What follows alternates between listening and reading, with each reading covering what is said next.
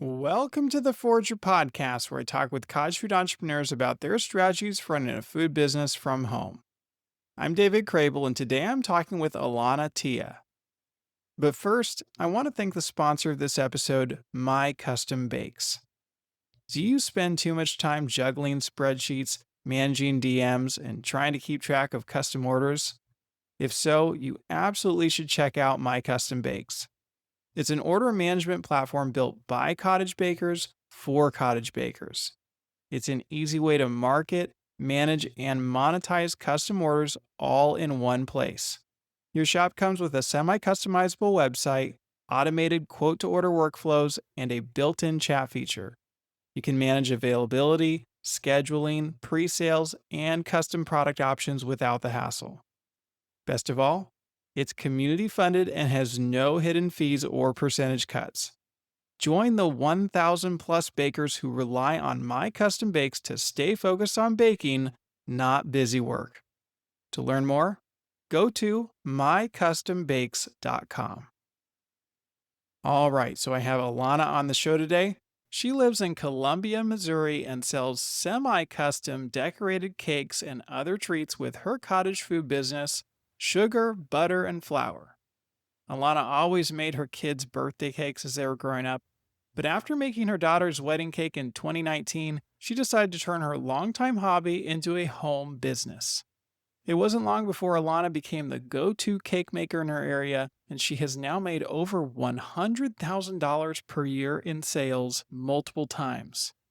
In this episode, Alanna shares how she became a six-figure baker by creating a professional setup with streamlined systems, exceptional customer service, and consistent high-quality products. And with that, let's jump right into this episode. Welcome to the show, Alanna. Nice to have you here. Thanks, David. It's good to be here. Well, Alanna, can you take me back? How did this whole thing get started for you? So, I made my daughter's wedding cake. That's pretty much how it got started officially. It was back in 2019. I was looking for other ways to change directions in my home based business. I was a daycare provider for a very long time and I was getting very burnt out. So, I started looking for other options. I became a calligrapher and a stationery designer, so like wedding invitations. But then after making my daughter's wedding invitations and trying to take care of children at the same time, it was really hard. But then I was making her cake and taking care of children as I transitioned because I couldn't quit one and start up the other one. I had to do both at the same time until the other one became successful. Um, I was able to just keep running around. I was on my feet anyway, so I could just run around and take care of the kids and bake the cakes, and it just hit me hard that that's what I should do instead, which was definitely divine counsel because then COVID hit and nobody wanted a luxury invitation anymore, but everybody still wanted a cake. And my area had a really big market for it, for what I was going to offer. So then it just kind of took off from there. All right, and I know you did your daughter's wedding cake, but what led you up into that? Any previous experience baking? Yeah, pretty much. I mean, I made all my kids' birthday cakes throughout the years, and it was just fun. And then slowly I learned to go from a box cake to home scratch cake. And then there was this one Hershey chocolate cake that was always requested. I made my sister's wedding cake back in 2004, and that was just fun. I'm very creative and I like to try new things. So this was just one of those bucket list things that I had tried for my sister. But yeah, it was just kind of fun, mostly anything. It wasn't, I'm going to be a baker and then start a business. It was, I need to start a business. Oh, and let's do baking. Yeah, and you'd mentioned that there was a lot of demand for cakes in your area. Why was that? You usually like 2019. By this point, most areas pretty saturated in the cake and bakery realm.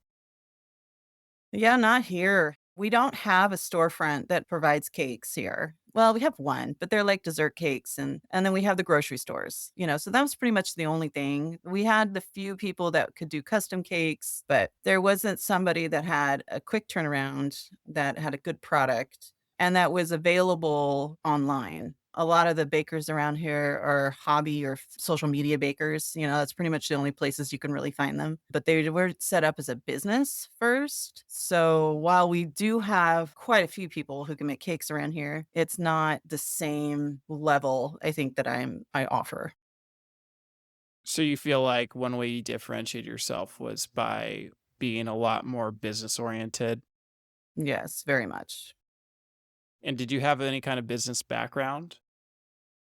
So for a few years, I thought about calligraphy was just a nice hobby. Actually, it was a rabbit hole and it became like this passion. But then I realized I can make money with it. And then I wanted to be professional with it. And so I took some courses and then I learned the back end, how to make a website. And I made a website. I got my CRM in place and forms and all the stuff needed for that. So I was able to just easily pivot into baking instead of stationery. So I still have my website and I just set it up for cakes instead of calligraphy and stationery. And my CRM just turned over to baking too. So I was already set up on the back end for that kind of success.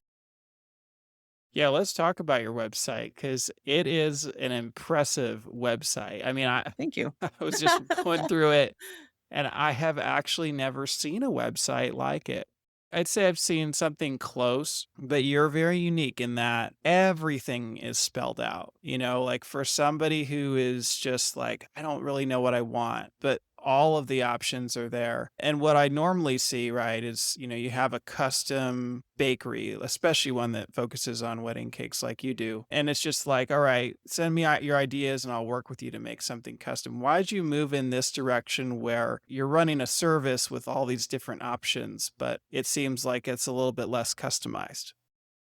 Yeah, it's I kinda call it semi-custom, and I think that's where in my stationery, that's how it was going. I had certain templates I was gonna set up for them to choose from, and then I would customize the template, right? So I just transitioned that into cakes, and then I found a bakery in San Francisco that was doing the same thing, and it was exactly the same model, and so that was nice to know that I wouldn't be completely alone. But, here's the design. Now customize the flavor, and if you want it further customized, then we can figure that out.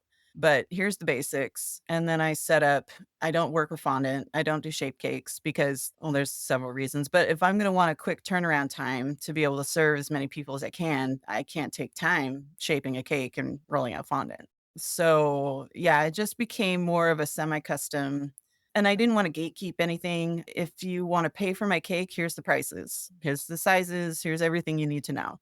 So that really weeds out a lot of people to begin with, so I'm not answering calls or questions to see if people want to be able to afford a cake. It just really helps, I think, just to be transparent as I can and just say, "This is what you get. If you don't like it, okay." There's no harm, no foul, just move on somewhere else, but here you go. This is what you get. Yeah, and just to describe it a little more, you have a whole design page where it's just like, okay, these are all the different elements that I could do, and people can combine different elements, I'd imagine. And then you have a whole sizing page with all different sizes and tiers. And then you have a whole pricing page, which lays all that out. And you have a whole accents page of like all the different things you could add to the cake. And you have a whole flavors page, right? Which has a ton of flavors. And for someone like myself, like I would totally be like pouring through that website and figuring out what I wanted before I reached out to you. But do you feel like a lot of people do that? Do they like come to you already knowing what they want? Or do most people like have to have you basically spell it out for them? It's a mix, honestly. Some people are like, "This is what I want. Can you do this?" And I'll be like, "Sure." If it's something that's basically in my wheelhouse, then I'll be able to do it. Some other people come to me with stuff and I'm just saying, "Nope, that's fondant. I can't do that. I won't do that." And so we try and turn that into buttercream, but if they're adamant, then I just send them along. And then there's others who have no idea what they want. They look on the page and they're just like, "Great, I'll take that." And then unfortunately, there's others who come along and just are overwhelmed. "You have so many options, I don't know how to choose." And I was like, "I'm sorry, I just like to give people choice." So then I can help whittle it down for them. And I have a set amount of questions that I ask to see, what would be best. And usually we end up with something that they're very happy with. And then you can also order from my website too. So that is something that makes things very different, I think, from most other bakers as well. Yeah, I feel like the best way to describe it is like a pizza company, No. right? Where they have the whole order system laid out for you, right? And you can pick exactly what you want and then click and you get what you want. Yeah. So why have you decided not to do like custom orders? Like if somebody says, "Hey, I have an idea. Can you do this?" and it's not on your site, are you just going to turn that customer away entirely? No, it really just depends on what they're asking for. I've had plenty, and in fact, my Google business page is where I photo dump everything. And so a lot of what's on there is not on my website. And I've actually linked that now in my website, just if you want it, because I can't keep up with my website. So I just linked it to say, hey, if you're looking for something different, this is also things I've done. I do draw the line at profanity. I won't put profanity on cakes. Or, there's just a few things that I just kinda draw the line on. But if it's buttercream and if it's something that I feel I can do without totally messing it up, that I feel confident that I can figure out how to do what they're asking, then yeah, I have no problem with doing that. Well, you have done a ton of different things, not just cakes, but so many different things. So, like, it feels like you're not afraid to venture into almost any realm of baking. But as you said, you don't do fondant. And you also, I know you don't write on cakes, which is so interesting since you have a background in calligraphy. So, why have you decided to like draw the line with certain things? Well, with fondant, honestly, I don't wanna spend 10 hours on a cake for someone to destroy in 5 seconds and nobody eats it. Nobody eats the fondant on cakes. They will think it's gross and they peel it off. So if I wanna make a sculpture of something, I'll make it like a marble, have it last forever. To me, it's a time waste. It's just my very literal, very practical brain working like that. However, I'm also extremely creative and I get bored. So that's where I like to branch out and to try new things. That, and I've also noticed that, especially in the wedding industry, the way that they were doing wedding desserts was shifting. And to stay up and current, I needed to shift with that. So instead of like the big tiered cake, a lot are now doing a small cutting cake for pictures and then a dessert spread or a cupcake spread for a table for their desserts. So to stay relevant and to stay making money, I needed to shift and do new things. And I've made a chocolate chip cookie forever that everybody loves, so that wasn't hard. And then just experimenting with other recipes, that wasn't too hard. I get the gist of how recipes are supposed to go and then go from there. And some things are just super easy, and some things are just really trendy and still kind of easy. But yeah, so that's where the variety comes from, is needing to keep up so that I stay relevant and also I get bored. So, like, I just started my sourdough journey because there's something I wanna conquer, and I'm starting to get bored again. That is something I wanted to ask you about. I haven't seen as many traditional cakes these days, So you've definitely noticed that in the last 6 years, there's been a major shift. Yeah, definitely, and more specifically in the last 2 or 3 years, I'd say, probably 3 years. There are still some who say, "I want that three-tier cake," and others are, "I love light cake, but I don't love it, so I just wanna do something easy, and we'll just do desserts." And I don't know, I'm sure that there is a national trend going on somewhere that someone somewhere started on the East Coast or West Coast, and it just slowly came into our part of the country. But yeah, that's just what happens. And now it's kind of become a mixed bag. Some people still want that three-tier cake like I did this weekend. I actually did a groom's cake this weekend too, which was almost unheard of nowadays. And a three-tier cake. And then others just want a cutting cake for pictures and a dessert spread. So it really just depends. Everybody's a little different. So, like, what kind of things have you made? Like, what's on your menu today? Now, I actually have a few more things that I'm finally doing sheet cakes only because I figured it out, and I just thought after doing round cakes for so long, making something angular is really hard. So I finally started practicing more. I'll do sheet cakes, cinnamon rolls, and various flavored rolls. I finally got a good roll recipe, so I've been doing that. I'll do like holiday specials, Thanksgiving and Christmas. I've been wanting to offer things, so I started cinnamon rolls. Breakfast things. I'm a part of the Chamber of Commerce here in my city, and they do a lot of breakfast things. And so I started offering some of those things. And then allergen friendly. I just feel bad for those poor people who are allergic to tasty things. And so I've been able to develop recipes for at least for cake. So everybody can have a cake that needs to cut out certain allergen foods. And then I'm just always trying to innovate and see what people want, try and cater to them. Although I've realized I need to start simplifying down too for certain things because I don't want to do too much and then get all over the place.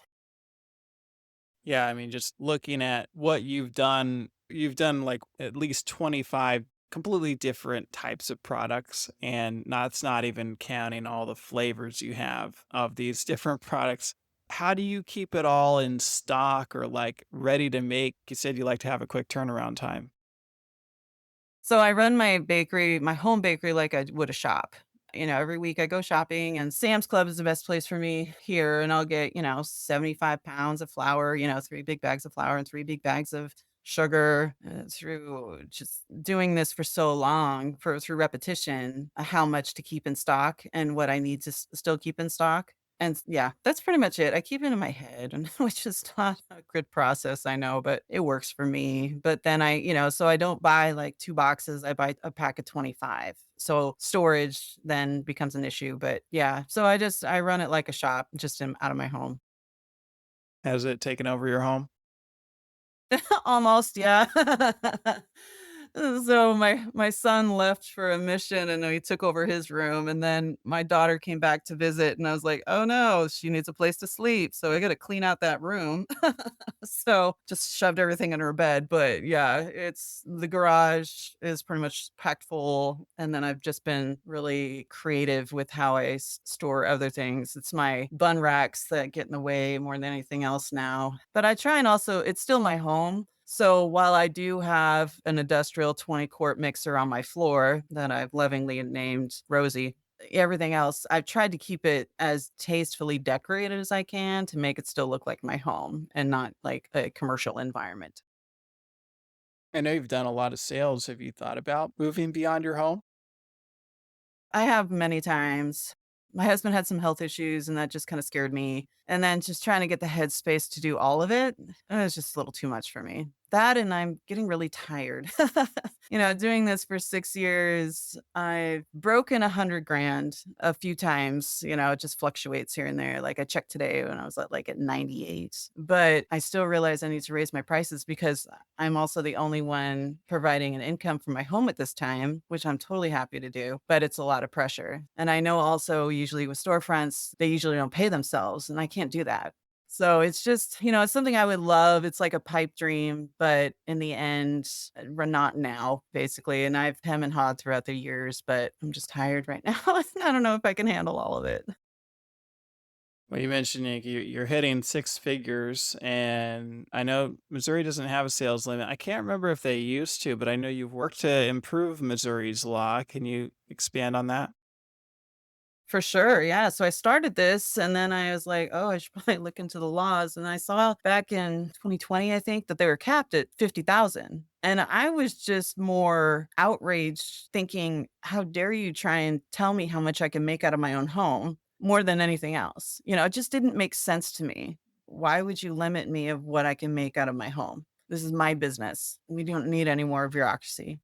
So my daughter was good friends with the granddaughter of my local representative. I met him a couple times. So I just reached out and gave him a call. He's like, sure, let's figure this out. So then we went through the process and then COVID hit. So it took a little longer, but yeah, we got it on the bill. Somebody else in St. Louis, I think, asked to do online sales, which was another thing that's just crazy, that this industry tends to be a little archaic and way behind the times. So I just said, let's just remove the cap. And they heartily agreed.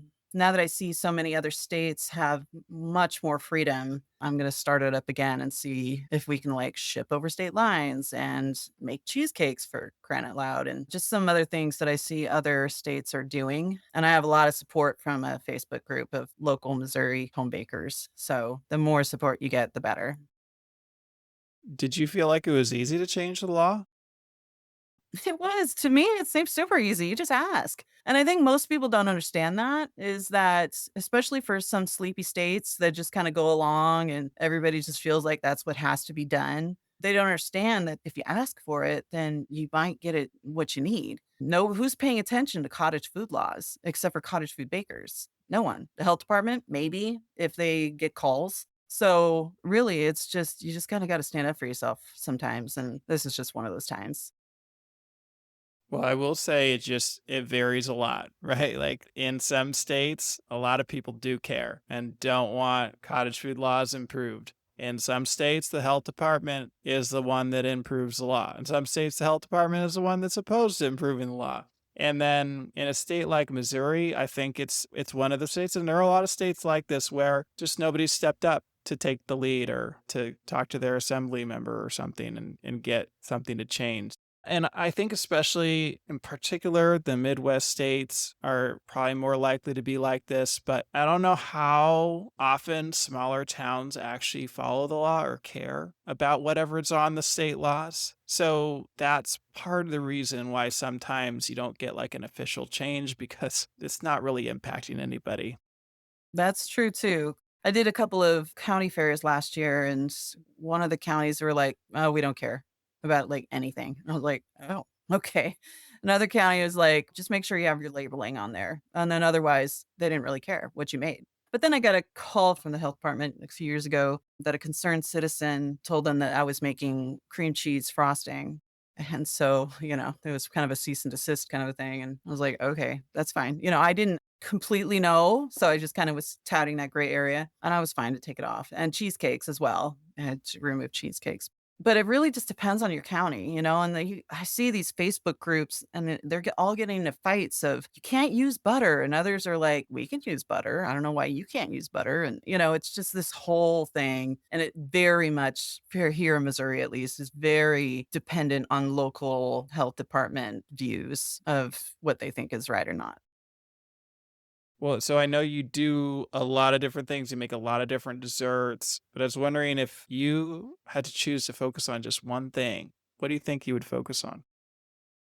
Probably cakes just because it's a better profit margin and I do them really well now. It's just the experience has brought me more power in what I do. So if I could, that's probably what I would do. And for the most part, I do.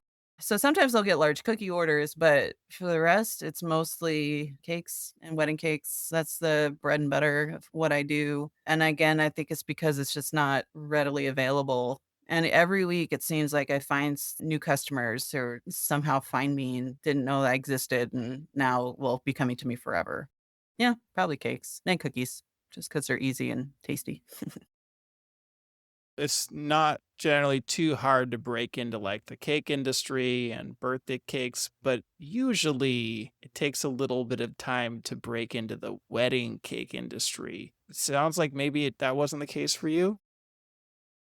No, because apparently from what I heard from a bride who was trying to book with me, that I have one blackout week a year, and that is for our college graduation week. That is the biggest week of the year for me, and I won't do weddings that week. But she said she called around and couldn't find anybody who would do a tiered cake, a multi-tiered cake, like more than 2. And that just seemed baffling to me, but maybe that's why, because I'm not afraid to try. And that's just part of my personality is that I'm just not afraid to try it. So if I can do 2 tiers, why can't I do 3? Why can't I do 4 or 5? Not that I've done 5, but it's just the same principle as why not give it a try?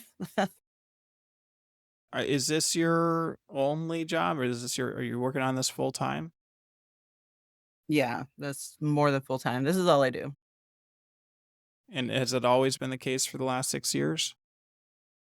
So I was doing daycare and the bakery at the same time until 2022 is when I let go of the bulk of my daycare kids. And then I kept a few who were older and easier to take care of. And then through time, either they went to school or that the parents changed the way they were doing things. Then I am now completely dependent on this. I'm daycare free, and it's not actually nice to be free.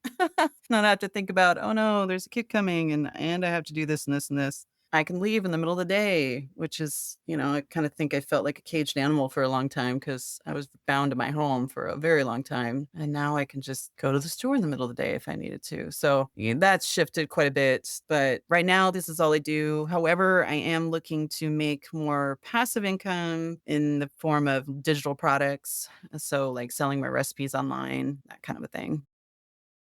What gave you the confidence to totally quit the day job? How did you know it was time to move full time with it? It was more of a feeling than anything else, but also I realized I was making enough in the bakery that I could let go of the daycare. Did it feel risky? A little bit. And I mean, it's always a little scary, but it also just felt right. It felt the timing was right. I'd done the work to build it up, and I just felt that it would be okay. So it was mostly by faith than anything else. But I was so burnt out with the daycare, ready to try something different. And it just worked out. I just took that leap of faith, and it's I keep walking by faith. Has there been any point in the last 3 years where you questioned your decision to go full time with this?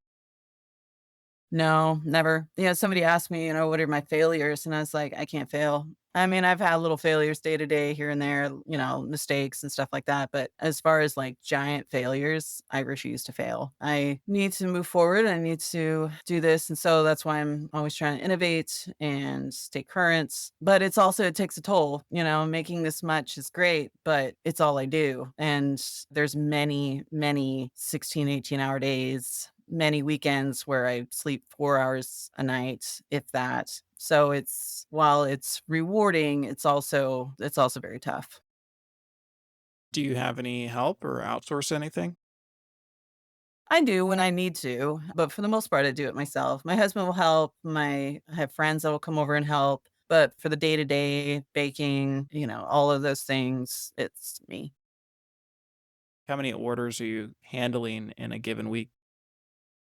Anywhere like a slow week is somewhere around 10, and a good week that I don't feel crazy is like 20. And more than 25. I think it just depends on the cake and how efficient I am with my time. Then I start to sweat. But I've got a 20-quart mixer. I've got two other mixers. Well, three technically. So, and I do have a separate oven. I have a little tiny convection oven. We lovingly call it my easy bake. But yeah, so that helps with production in addition to my regular oven. 10 to 20 plus, that's a lot.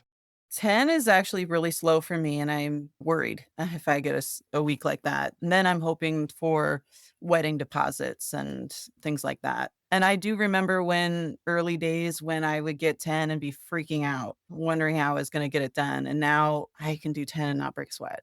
Last week I had 23, which included two 3-tier cakes, and I was good. And it's just, I live by this quote. I think it was from Waldo Emerson. The more you do things, the more power that you get. Not that the nature of the thing is changed, but that your power to do so is increased. So while the nature of what we do isn't changed, the more we do it, the more we're comfortable with it, the more power we get to do it. And then it just becomes easier, or it just seems easier. It definitely seems like you have systematized everything. You have certain options available, right? People can select from those options. So, do you feel like that's part of the reason why you're able to have so much production? Yeah, absolutely. And I think it comes from the basis of where I started from with it's a business, not a hobby. So I had a CRM, and I don't think most bakers use a CRM, a client management relationship system. And that's my brain. So in that, I have every person that makes an order. I have their name, I have their email, I have their address, I have their phone number, the order form. And if it's not in the order form, it's in the invoice, which then I send to them. And I can also send them a contract to sign so that it protects myself. But just getting it set up in that way, very much, I'm able to just kind of breeze through things. And then from the digital, I made my own order sheets. So I have, their name, as best as pickup or delivery, the date. and a space for the delivery address, a space for the phone number, and then exactly what they're ordering. So spaces for all of those things so that it keeps me in line with what I'm supposed to be doing. And then from there, I color code. So if I know I need to do something allergen free, I grab that red pen and just be like, this is gluten free, this is egg free, so I don't forget that. So, yeah, I definitely systems and processes. I heard a quote, that we rise to the level of our systems. So if you don't have a good system in place, then it makes things really hard and it's not as organized. And customer service is huge. I just found a new customer this weekend who said that she had a cake lady, but she was really hard to get a hold of. She was really bad with communication, and then she would be hours late for her order, which to me is just unacceptable. And that's where I think I'm different, very different, that I treat this like a business. And I ask for reviews. So I have a automated email that goes out as part of my CRM where I can set up workflows, which people may not know what that is, but look it up. It's pretty awesome. I set up a workflow where an email goes out 24 hours after their order to ask how I did. And it's scary. That doesn't mean I've always done well or and it's scary to ask for that feedback, but that's how I have a 4.9 review score on Google with over 375 reviews. So I've had a couple stop by and they were just amazed that it was my house. They just kept looking at the review being like, but you have so many reviews and you're out of your house. And I'm like, yeah, I have a good product. I'm organized. I make sure customer service is good and I ask for the review. And people are very kind. I will say this though, too. People are extremely kind. When I have messed up and I mess up, that's just a part of life. People usually will email me or reach out to me, text me or something to see how they can rectify it. And very few times have they made that public. So it's been honestly the grace of God that's gotten me through all of this. Well, I use Google Maps a lot, and I can say 4.9 with hundreds of reviews is extremely hard to attain. That is really rare. And that's been from a buildup. And that's also because I send out that automated email a day after and I ask. It's like the whole legislature thing, sometimes you just got to ask. And some people are happy to do so, some people don't. Some people have ordered from me a few times and then finally leave a review. Some people hate leaving reviews and will just leave it anyway because they found my product so good. It just depends on the person. So, which CRM do you use? I use it's called Dubsado, and this is something that was introduced to me back in my calligraphy days, and I've been grandfathered in, and so now I pay very little for something that they charge a lot more for. But it's kind of like 17 Hats or Honeybook. It's along those same lines, and I know that there's many different CRMs out there. This is just the one that I know that works for me, and that I don't really have to pay a lot for anymore. So I'm happy to keep along with it. And they keep innovating and updating, and so I can change things the way I needed to, and their order forms are great, and that's what attracted me to them to begin with, was that you have the form, then it takes you submit that, then it'll take you to the contract page, which you submit, they sign that and submit, and it'll take you right next to a payment page, and then they pay and they're done. So simple, easy, effective. I get all the information I need. They don't have to talk to me if they don't want to. And since my model isn't based on how many cakes can I take in a day, but more like a shop of whatever you need, then I can keep it open and handle whatever needs to come my way. I have had to cut off sometimes, but that was from graduation week and I'd taken on 50. And I was like, oh no, I don't know if I can finish what I need to finish. So I did cut it off that week. So, with wedding tastings, do you only offer those to go? I do. Yeah. So I didn't start off that way. So I started off with the traditional way, meeting someplace, having them choose, and then sit there and watch them eat. And then after a few of those, it was just tough to find a place that was accessible, that was not too far away. And getting out for that time, spending that time to do it was a huge sacrifice for the payment that I was going to get for the tasting. So I was in the process of transitioning in some way, and then COVID happened. So I ordered bags and deli containers, and I said, "Here you go, take it home." and it solved so many problems. We weren't sitting there looking awkwardly at each other as they ate. If they didn't like something, they didn't have to pretend that they liked it. It eliminated that, so it wasn't awkward. And then they could have as many people as they wanted to have a tasting night, to have it all together. They can invite whoever they wanted, just make a night of it and have it fun, or just do it on their own. For the most part, it's really well received. It's a fair price, and they get a lot of food. It's the equivalent of a whole cake, just disassembled with a little less frosting and a little more filling, actually. But, they get their choices and they get to pick three different flavors of cake, three different flavors of filling, three different flavors of frosting, or a combination of six flavors of fillings and frostings. I've had people come back and order a second one because they can't decide or just because they think it's fun. So it's really just convenient for them and for me. It just makes things a lot easier. Yeah, this to go cake tasting option is a really compelling one for somebody who doesn't want people coming into their home. Do you feel like you lost anything in losing the in person meetings? No, because we still talk. So we'll talk on the phone. If they wanna come to my house and we'll talk outside, that's fine. People still do that. It's educating them on the way that I do things, about how I do tastings, because a lot of times they feel that's the way it has to be done. That's tradition and that's the way it has to be done. And then when I tell them it's, to go and you enjoy it at home, most people absolutely love that. They're free to not be encumbered by a lady sitting over them, staring at them, seeing if they like what I have to offer. It was actually more freeing than I think losing people. Once they hear that it can be to go, then they're very happy to do that. I also saw that you offer a complimentary mini cake with every wedding cake order, correct? Yeah. Which I hadn't heard that one before. Can you walk me through how you came up with that and why you do it?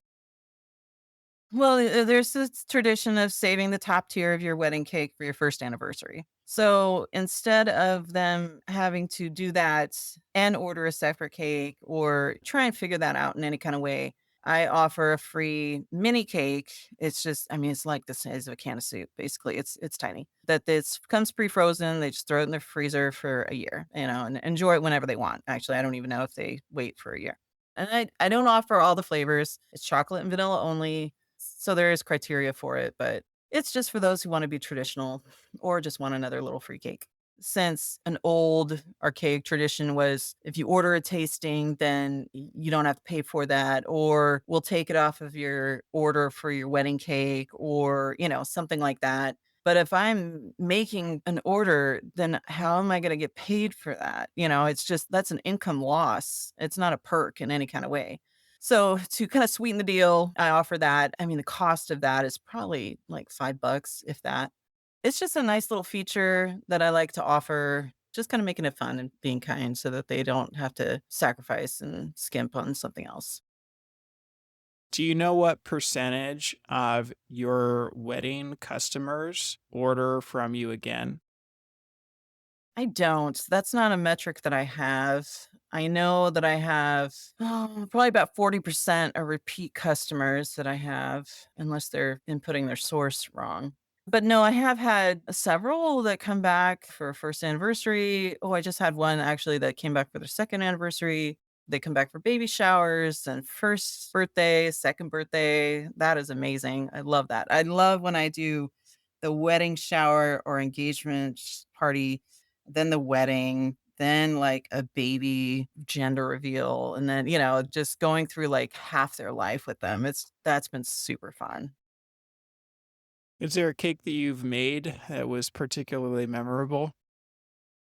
There actually was one, she was dying. She had some disease or some syndrome or something, and she was on her way out, but they still wanted to have the wedding, and it was a Halloween theme. So I did this, it was dark purple with this black drip, and it was 3 tiers, and, I mean, it was really fun, but that was just gut-wrenching. It was just so sad, and everybody was so happy and lively. They had it at someone's large home. It was just so bittersweet to be a part of that. Here is this gorgeous cake, kind of funky for a wedding, but just really fun. And then here's the bride, who knows how long she has to live. So that was actually really memorable. Not in a good way necessarily, but it was definitely memorable. I like doing non-traditional things for weddings too. So put color on the cake. That is fun. Those are the ones that I remember more is when they break from tradition, maybe not crazily, but just some and do something kind of fun. So, what have you learned about wedding contracts, retainers, protecting yourself, etc.? So it's mostly just to put that out there for people to respect me, respect what I do, and to take me seriously, really. Just because I work out of my home, I am no less professional than the event planner that you're hiring, the photographer, the venue, even, so don't think that just because I work out of my home that I'm somebody to be stepped on or treated wrong. And then for that I have business hours. I have a dedicated business line phone. It's an app, but I work between 10 and 6 and I will not answer your calls after those times. You need to respect my time as a professional business owner. But the contract is mostly for that, just to respect me, to respect my time, just to make sure, if anybody tries to come back with, oh, this wasn't the way you said it was going to be, or something, I've got it covered under that contract. As well as the deposit, I don't want people to pay 50% and me knowing that it's not refundable, but them thinking they still can get away with it. But no, in the contract you sign, it said that I will give you credit for that, but it is not refundable. So it's just, yeah, protect myself and to be respected as a professional.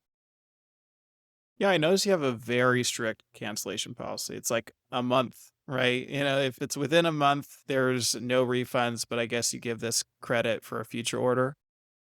Yeah, which I think is fair. I had a lady call, so I was supposed to do a cake. It was like a big cake and cupcakes or something, and then she went to the hospital, and they're like, "Well, we're canceling." And I was like, "I am so sorry. That money is gone." You know? It's just how the finances work for these things. It's not just like sitting in the bank waiting for you to spend it on that order, but they still paid that money, so I still feel that I owe them something, that I'm not just gonna collect on them just for greediness sake, but if they paid for it, then I will honor that. So this one was canceled, and then she just called, and she's better now, and she wants to have her party now in October, so then I was able to, because of my CRM, I was able to pull up her contract, pull up her order, set a new date, and now we're good to go. Have you had any customers or potential clients try to take advantage of you or abuse those policies? Very rarely. Sometimes I have, and sometimes to keep the peace, I'll offer like a credit or some kind of a small discount. It depends on if I really messed it up, if it really was my fault, or if they're just unsatisfied. Sometimes I use Swiss meringue buttercream, which around these parts gets confused a lot of times for whipped icing, unfortunately, or even Cool Whip, I've heard it called, which really is aggravating. So sometimes they are expecting one thing, they get another, but then they get irate. And that's when my customer service comes out, where it's okay, let's calm you down. You didn't like it. That's fine. One of my daughters doesn't like it either. So I get it. Let's offer you some kind of restitution for that. But it's really not very often. It's the weird ones. One was too salty one time. I was like, okay, that's weird. But she didn't even want a refund. She was just upset. So it's just sometimes it's just people have different palates, different senses, and so it just rubs them wrong. And then it's like, well, I don't know what to do about that. I put it on there that this is what I'm making, and it's amazing what people don't pay attention to. So, yeah, it takes all kinds. So what I'm hearing is you use a Swiss Marine buttercream and you get those clients who are expecting American buttercream that's gonna have a lot more sweetness to it. And they're just surprised, I think. Most people love it, and that's what sets me apart around here, but then you just get the others who are just that's what they're used to, that's what they want, and then they choose not to like it. And do you offer American buttercream? If they ask for it, I will, and sometimes I offer knowing it's a cultural thing or a traditional thing. I just have to be sensitive about who the customer is, and then I might offer it to begin with and say, "This is what we do, but we can offer you American buttercream." There's also times where I remake cakes and I do the Swiss meringue and they absolutely hate it, but they still want something. So then I go back and make it with American buttercream, and I'm fine to do that. as long as I don't have to deliver it. As long as I come pick it up, I'm fine with remaking a cake with that just so that they have the experience that they were expecting. And why do you choose to focus on Swiss meringue buttercream? I don't know, I like it. Actually, I can't eat it anymore. Too much of a good thing. But I don't know, it's light, it's creamy, it's not too sweet. I have a lot of Asian community out here who don't like sweet, and I don't like super sweet either. And actually, my American buttercream is now a 1-to-1 ratio instead of a 1-to-2 ratio. So instead of 2 pounds of sugar to a pound of butter, I do a pound of sugar to a pound of butter just to cut that sweetness. And I don't know, it's my preference. It's also what most people absolutely love once they try it. It's expensive though, right? You got all those eggs. It is.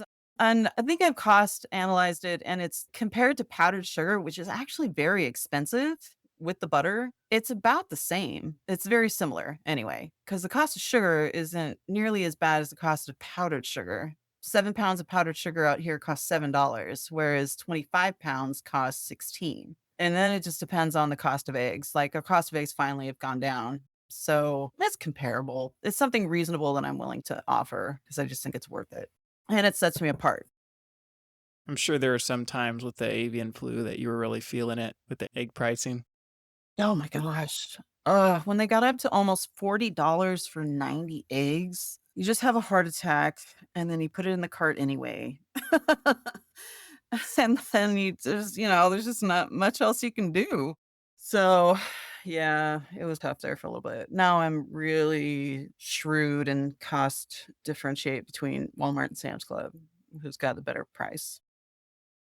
So, what does your pricing look like and how's it changed? And this is something I've actually needed to do for a little while is go back in there and check on prices again. And especially checking out some of the other people in town, how much they charge. I need to bump up my prices a little bit. But it's pretty fair to me. I mean, other people may not think so, but for the quality of product that they're getting, for the turnaround time that they're able to get, because I can give you a cake the next day if you ask before a certain time. So you call before 6, I can get you a cake by 5 the next day, and nobody does that. And it's because I've streamlined my systems and it's semi-custom. So I'm able to just pretty much make something very similar and simple and then just get it out there. But I need to go over my pricing again, double check that and raise my prices so that I make a little more profit. Do you ever get pushback on pricing? Oh, yeah. But then I'm just like, I can give you some other people who are much cheaper, but can't guarantee what they'll taste like. Go to the grocery store if you really want a cheap cake. And I'm not abashed. I'm not shamed. I don't feel guilty. This is who I am. This is what I charge. Either you like it or don't. We talked about all these custom orders you do, and you do a lot, like over a dozen a week, sometimes over 2 dozen a week. But then I saw you do markets too sometimes. Yeah, so I'll do the summer market here in town. They've got a couple different markets. They've got a really big one, and I've asked to be a part of that a couple different times, and they rejected me. But I think it was for a wise purpose. Like God was looking out for me because I wouldn't have been able to handle it all. So there's a Thursday market. It's much smaller, but it's on the south side of town. I have a newsletter with over 700 subscribers. So I sent out a newsletter, and that's a part of my CRM where I ask for their email. And if I can include them a part of a newsletter, they would be willing to subscribe. It's got a 50% open rate. Yeah. So I'll do the market, especially in the summer when it gets slower. School's out, there's not as many people around, people are on vacation. So things slow down. And then I get to try new things and be out with the public, be out in the community. So that is nice. But it just depends on my load for the week. Last week I had to cancel because I suddenly got inundated with orders on Wednesday and I would not have been able to get it all done in time, or at least in time plus sleep. So I chose sleep over my market. And there's a couple of people that are disappointed, but otherwise it's just mostly fun. Make a few extra $100, especially when it's slow, and gets me out and out of my kitchen in front of people. Would you say you primarily do the markets for A, the boost in sales, B, the getting in front of new customers or potential clients, or C, just because you like it and it's fun for you?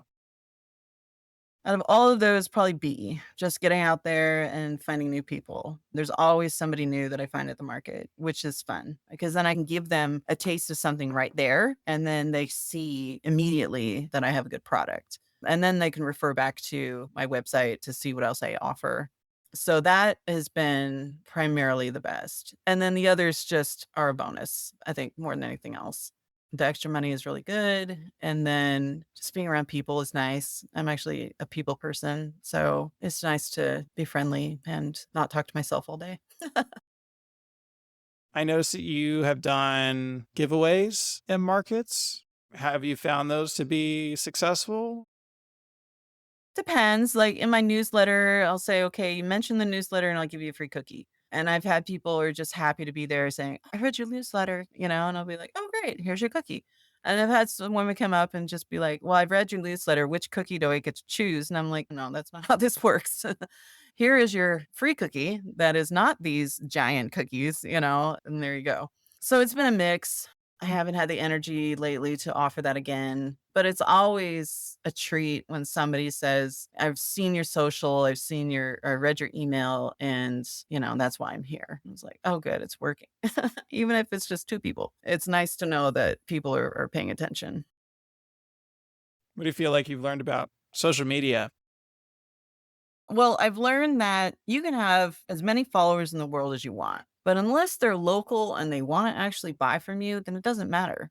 Through my CRM, I have collect sources of where people find me, and it's mostly Google. People find me through Google than anything else. There's 1,700 people that find me through Google as opposed to like 120 on social media on Facebook and 90 on Instagram. But it's astounding how much social media doesn't really matter. It matters some. I have had people like brides who are looking around for something local. They'll see something I've made and then contact me through there.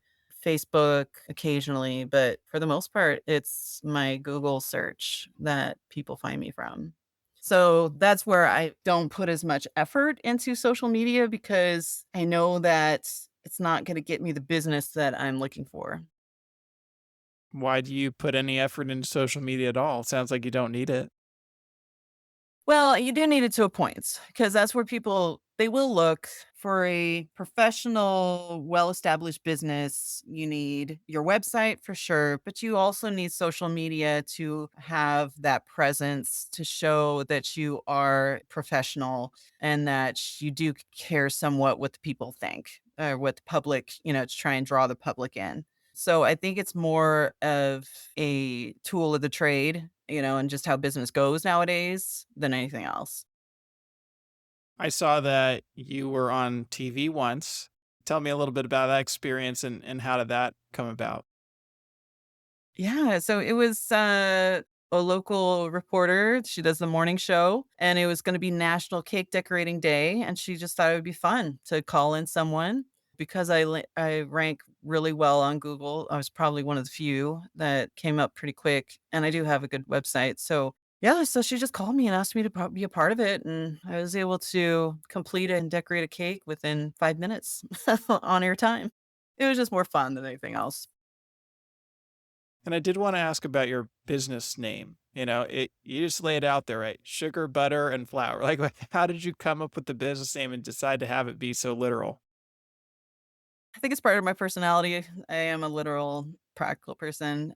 And also, there's a few factors I think. Is I toyed with Alana's Cakery, but everyone and their mom has their bakery named after themselves. And then I've heard, if you want to transfer your business at some point and it's Mel's Diner, well, where's Mel? Why isn't he here? Why isn't he making the food? It's like, well, that was just a name once upon a time. He did own it. So ownership to be able to transfer if I ever wanted to, and then for the simple ridiculousness that I really wanted an ampersand in my my logo name and my business name, the bakery in San Francisco that I fell in love with is called Butter and.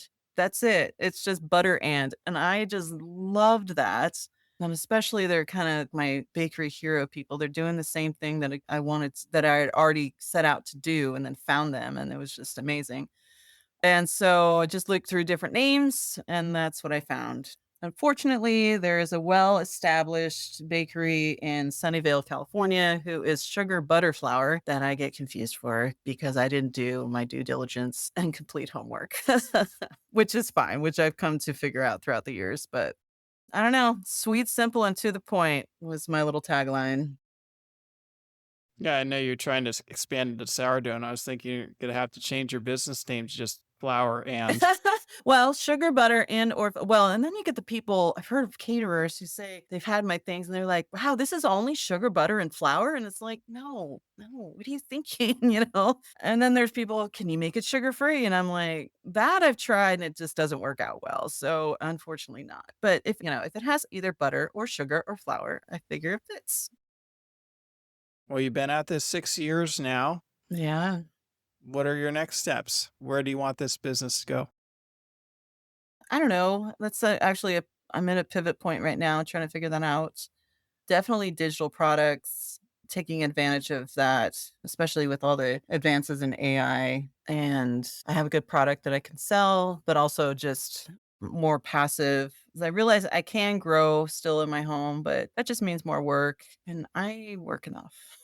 And I want to be free. My daughter came to visit and it was rough because I was working. And so I was split with my time and my focus. And I just hated it.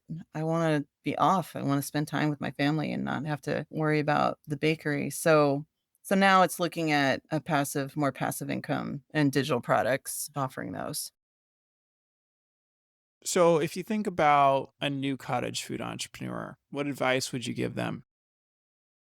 I would say think about it long and hard. Is this a hobby or is this a business? Is this something that you just wanna try because you're bored? Or because people have cheered you on because they like your cookies. Just go into it with wide open eyes and not be, I don't know, glamored into the romance of it. Because lot of people romanticize these things. Like it's going to be so great, and you're gonna love it, and then they get hit with it when it's 2 o'clock in the morning and they're finishing a cake and they're tired and they're like, wait a minute, what did I sign up for? So I would say just think really long and hard about the why of what you're doing. I did this to start a business, and it's not like I didn't enjoy it, but I do love baking and I do love refining my craft, and I've been blessed with a great skill to be able to do this. But my why is to support my family. So it just depends on the time and the effort, the energy that you're willing to do. If I had small children, there's no way that I would want to do this. No way, because it takes all of my effort, all of my energy, and I couldn't divide it and be successful. I'd run myself crazy. So I'd say, look at your family situation. If you wanna make a few bucks on the side, absolutely, you can do that. Just be careful not to get sucked into not being enough. If you get the extra $100 for that week that could pay for groceries, well, that's a win. So it really just depends on your goal. It depends on why you want to start. And I mean, I think that that's the big basis is what's your why? Why do you want to start? Is it to get a little extra money or do you want to become an empire, your own mini empire? Are you doing it for the notoriety? Just say you have one, or do you really want to make a good product? It's a little more nuanced, I think, than what most people think. But in the end, regardless of why you wanna do it, please get your back end set up first. If you really wanna do this well and right and professionally, get a website. Get some kind of a client management system, some kind of way to get your ordering together, and a good profit calculator. Figure out what your pricing is. Don't go online on Facebook and ask how much should I charge for this because that is not a legitimate question. The question is, how much do I want to pay myself? How much are the ingredients? How much are the supplies? How much is my overhead? Really dig into it's an actual business, so treat it like one. Get set up with your LLC or your S corp, gets certified by your states, your licensing, whatever your local licensing is, check out the cottage food laws and see what you're able to bake and what you're not able to bake. So, yeah, ultimately find your why. And once you found your why, figure out your back end and then start selling legitimately. Thank you so much, Alana. Now, if people would like to learn more about you, where could they find you or how can they reach out? Yeah, my website always available, sugarbutterandflour.com. You can find me on social media, Sugar Butter and Flour. I'm listed. Find me on Google. If anybody ever wants to reach out and ask questions, I'm happy to answer any kind of questions and talk about baking and homemaking. And so just let me know. Give me a call. Well, thank you so much for coming on the show and sharing with us today. You're so welcome, David. It's been fun to be here. That wraps up another episode of the Forager Podcast. For more information about this episode, go to forager.com/podcast/149. And if you feel like you've gotten a lot of value from this podcast, I have a favor to ask you. Could you take a quick moment right now and leave me either a review on Apple Podcasts or a rating on Spotify? It's truly the best way to support this show and will help others like you find this podcast. And finally, if you're thinking about selling your own homemade food, check out my free mini course where I walk you through the steps you need to take to get a cottage food business off the ground. To get the course, go to cottagefoodcourse.com. Thanks for listening, and I'll see you in the next episode.